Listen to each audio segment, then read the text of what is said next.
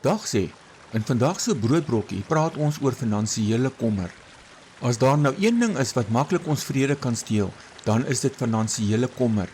Soveel van ons lê snaaks wakker en wonder hoe ons die volgende rekening gaan betaal. Die lewenskoste styg, dinge raak duurder en die toekoms kan soms onseker lyk.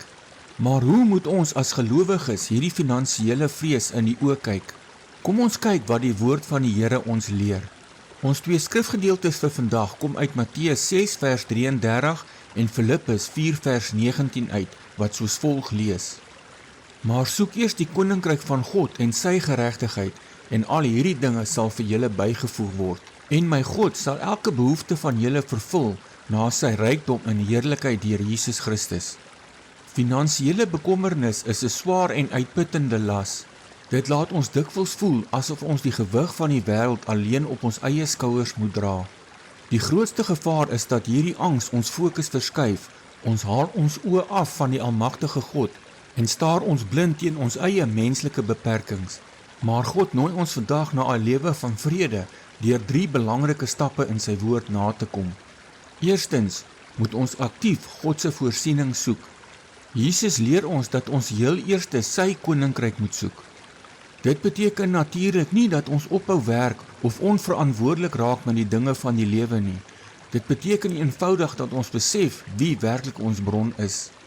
Jou werkgewer of jou eie besigheid is bloot die kanaal wat God gebruik, maar hy is die skepper en uiteindelike voorsiener van elke goeie gawe. Tweedens roep God ons tot getroue rentmeesterskap. Om God werklik vir finansiële deurbrake te vertrou, loop hand aan hand met die opdrag om alles wat hy reeds gegee het wys te bestuur.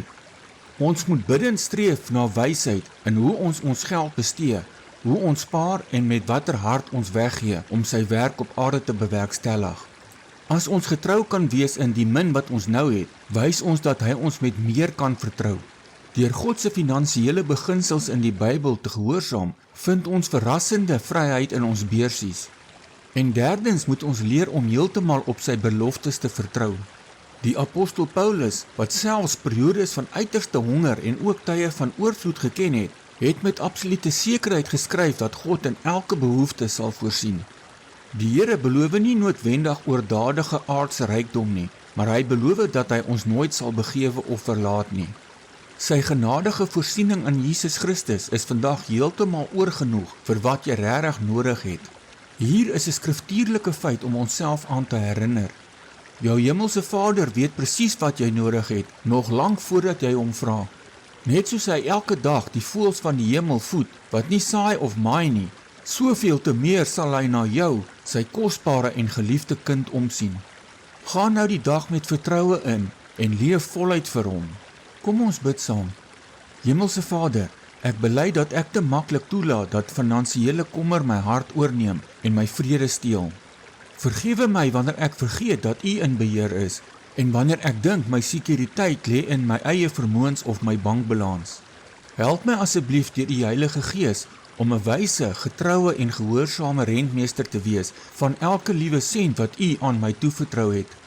Vandag kies ek doelbewus om my sorge aan U oor te gee, in die volle vertroue dat U in al my behoeftes sal voorsien. Dankie vir U ewige liefdevolle trou in my lewe, in die naam van die Here Jesus Christus. Amen.